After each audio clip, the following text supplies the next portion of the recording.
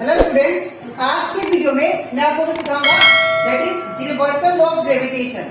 हम लोग class 9 science का चैप्टर 10 कर रहे थे, दैट इज ग्रेविटेशन। आज का वीडियो लेक्चर नंबर 2 है।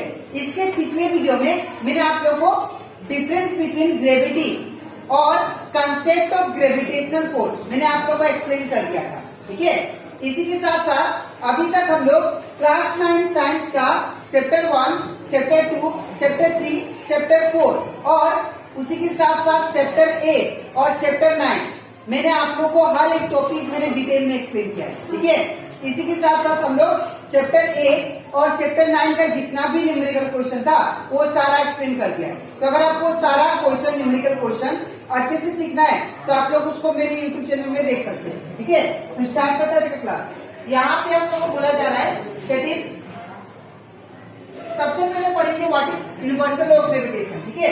यहाँ पे ये जो यूनिवर्सल लॉ ऑफ ग्रेविटेशन है ये न्यूटन ने दिया था, ठीक है। न्यूटन ने आप लोग को ग्रेविटी का कंसेप्ट भी बताया था, ठीक है। अकॉर्डिंग टू दिस लॉ, ये लॉ के हिसाब से इस दुनिया में कोई भी ऑब्जेक्ट है, कोई भी दो ऑब्जेक्ट, वो अपने आप में क्या लगाते हैं, फोर्स लगाते हैं। एग्जाम्पल हमारा अर्थ क्या करता है, दैट इज मून के ऊपर फोर्स लगा के रखा है। इवन मून भी क्या करता है, कोई ना कोई फोर्स लगा के रखा है, ठीक है ना।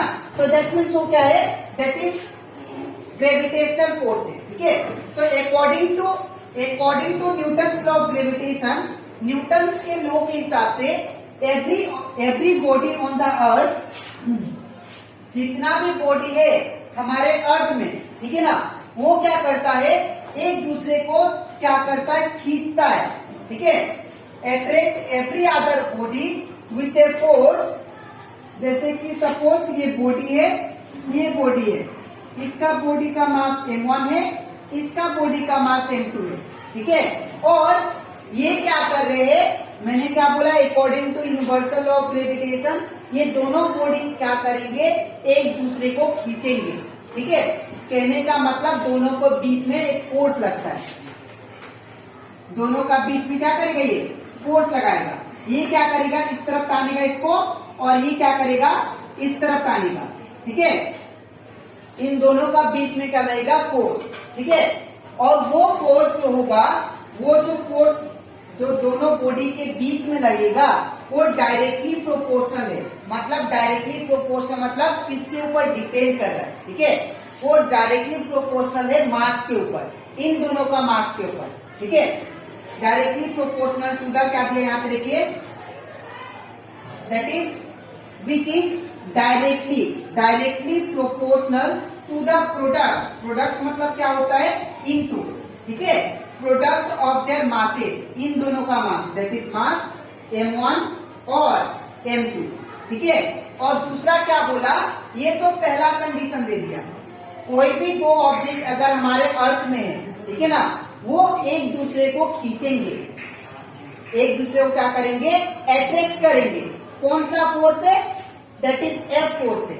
और वो फोर्स किसके ऊपर निर्भर करता है, वो निर्भर करता है दोनों का मास के ऊपर। सिंपल बात है, अगर मैं एक छोटा छोटा स्टोन लू, ठीक है, एक छोटा छोटा स्टोन लू, सपोज ये एक मार्कर हो गया, ये उसका कैप हो गया, तो इनके बीच में क्या होगा, क्या हो रहा होगा, थोड़ा कम फोर्स लग रहा होगा एज कम्पेयर टू ये बोर्ड और ये पीछे वाला बोर्ड के बीच में, ठीक है ना। क्योंकि इसका मास क्या है, ज्यादा है, और इसका मास भी ज्यादा है as compare to this cap and marker, ठीक है। तो इन दोनों का बीच में जो फोर्स लग रहा है, और ये बोर्ड और ये बोर्ड के बीच में जो फोर्स लग रहा है वो किसके ऊपर डिपेंड करता है, मास के ऊपर, ठीक है। मास मतलब होता है उसका क्वांटिटी ऑफ मैटर। सीधा बात है, यहाँ पे क्या है, ये बोर्ड बहुत ज्यादा क्वांटिटी ऑफ मैटर से बना हुआ है, एटम से बना है as compare to this marker and cap. तो इनके बीच में कम फोर्स लगेगा as compare to board, this board, white board and black board, ठीक है। तो यहाँ पे पहला चीज तो ये बोला according to Newton's law of gravitation, ठीक है। जो फोर्स होगा वो किसके ऊपर डिपेंड करेगा, the product of their masses, दोनों का प्रोडक्ट का मास के ऊपर, ठीक है। दूसरा, इतना तक मैंने आप लोगों को एक्सप्लेन कर दिया, ठीक है। अब दूसरा समझिए, अब जो फोर्स इन दोनों का बीच में लग रहा है वो क्या है, इनवर्सली। ठीक है, नंबर 2 कंडीशन क्या है, जो फोर्स लग रहा है इन दोनों ऑब्जेक्ट के बीच में वो क्या है, इनवर्सली। इनवर्सली मतलब होता है 1/, नीचे नीचे लिखना है आपको, डायरेक्टली मतलब डायरेक्ट ऐसे लिखना है। ठीक है, और इनवर्सली मतलब आप लोग मैथमेटिक्स में पढ़े होंगे, कोई भी अगर मान लीजिए 2 का इनवर्स लिखना है, अगर आपको 2 का इनवर्स लिखना है तो आप लोग क्या करते हो, इसको 1/2 लिखते हो इनवर्स को। ठीक है ना, इन द सेम वे अगर इसका 4 का इनवर्स लिखना है तो 1/4 लिखते हो। इन द सेम वे यहाँ पे इनवर्स को जब भी लिखते हैं तो 1/, नीचे जो होगा वो टर्म लिखते हैं। ठीक है, क्या बोला, inversely proportional to the square, क्या बोला, square of the distance between them. इन दोनों का बीच में डिस्टेंस मान लीजिए कैपिटल स्मॉल डी है। ठीक है, तो ये क्या हुआ, डी का स्क्वायर। ठीक है, मैं फिर से एक्सप्लेन कर रहा हूं। According to Newton's law, Newton's ने एक लॉ दिया है हमारा जिसका नाम है यूनिवर्सल लॉ ऑफ ग्रेविटेशन। ठीक है, न्यूटन्स लॉ ऑफ ग्रेविटेशन भी बोलते हैं। इनके हिसाब से क्या है कि अगर आपके पास 2 बॉडी है, सपोज ये बॉडी है, ये बॉडी, जिसका मास m1, इसका डिफरेंट है मास, इसका मास डिफरेंट है, तो इनके इन दोनों बॉडी के बीच में जो फोर्स लगेगा वो 2 चीज के ऊपर डिपेंड करेगा। ठीक है, एक तो मास के ऊपर, ठीक है, the product of the mass, इन दोनों का मास के ऊपर, दूसरा डिस्टेंस के ऊपर। जैसे आप लोग देखे होंगे, अगर 2 मैग्नेट को आप लोग जब 2 मैग्नेट को, छोटा छोटा मैग्नेट को, ठीक है, जब सामने लेके आते हो, सामने लेके जब आते हो तो उसका जो अट्रैक्शन पावर होता है वो क्या होता है, कम होता है एज कम्पेयर टू बड़ा बड़ा मैग्नेट कर दो, है कि नहीं। तो मास के ऊपर डिपेंड किया। लेकिन और एक बात है, अगर मेरे पास 2 मैग्नेट है, एक को मैं इतना नजदीक रखूं, ठीक है, और एक को मैं इतना नजदीक रखूं, तो किसमें ज्यादा फोर्स होगा, नजदीक वाला में, क्योंकि इसका जो डिस्टेंस है वो बड़ा है as compare to this one. ठीक है, तो यहाँ पे डिस्टेंस कम है, ठीक है, तो कम है बोल के क्या हुआ, ज्यादा अट्रैक्शन होगा, और इसका डिस्टेंस ज्यादा है बोल के कम अट्रैक्शन होगा। ठीक है, जस्ट लाइक ए मैग्नेट।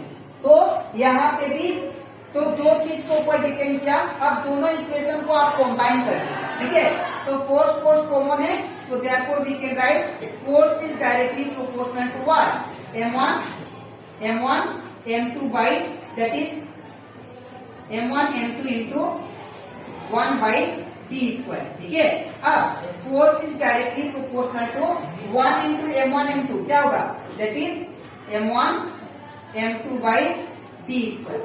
ठीक है, अब ये जब प्रोपोर्शनल साइन हटता है तो साइंस में हमेशा याद रखना आप लोग, एक कांस्टेंट टर्म आता है। जैसे आप लोग न्यूटन सेकेंड लॉ में पढ़े थे आप लोग कि force is directly proportional to a में था, है ना।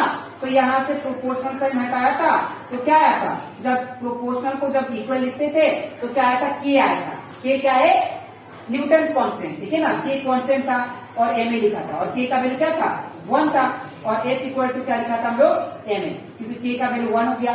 ठीक है, ऐसा था हमारा न्यूटन सेकेंड लॉ में। Similarly we can write here that is, जब ये प्रोपोर्शनल साइन को हटाएंगे तो यहाँ पे एक कैपिटल जी आएगा, जिसको बोलते हैं हम लोग यूनिवर्सल ग्रेविटेशनल कांस्टेंट। ठीक है, और ये वाला सेम आ जाएगा m1 m2 by d square. ठीक है, ये आ गया आपका इक्वेशन। ठीक है, और यहाँ पे याद रखिएगा जी क्या है, that is universal gravitational constant. तो यूनिवर्सल ग्रेविटेशनल कांस्टेंट आपका क्या है, जी है। और यहाँ पे m1 क्या है, mass of first body. Next क्या है, m2 क्या है, mass of second body. Next क्या है, दैट इज d क्या है, d इन दोनों मास के बीच का डिस्टेंस है, इन दोनों बॉडी का बीच का डिस्टेंस है। तो d क्या है, distance between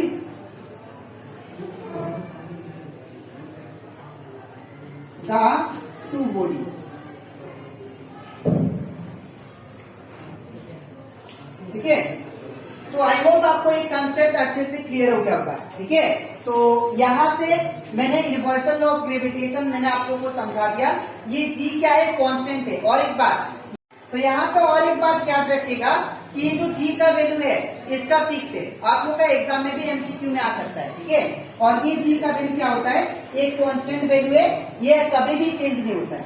6.67 into 10 to the power -11 newton metre square पर केजी का स्क्वायर।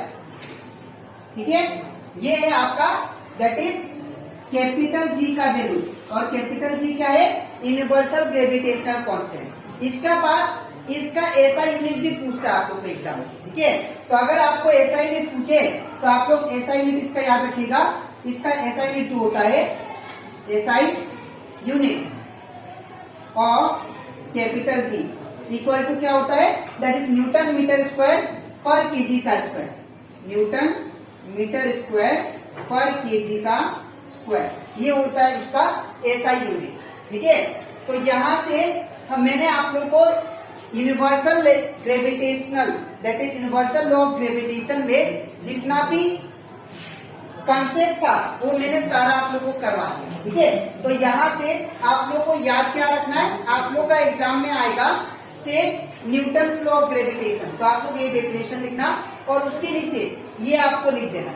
ठीक है, formula F equal to G m1 m2 by D square. ठीक है, अब m1 m2 क्या है, that is mass of the two bodies. और F क्या है, force acting between the two object. ठीक है, दो बॉडी के बीच में जो फोर्स लग रहा है। और D क्या है, इन दोनों का बीच का डिस्टेंस। ठीक है, दूसरा बात आप लोग ये कैपिटल जी का वैल्यू याद रखना। और ये कैपिटल जी हमेशा कहीं भी जाओ ये फिक्स रहता है। ठीक है, that is 6.67 into 10 to the power -11 newton metre square पर केजी स्क्वायर।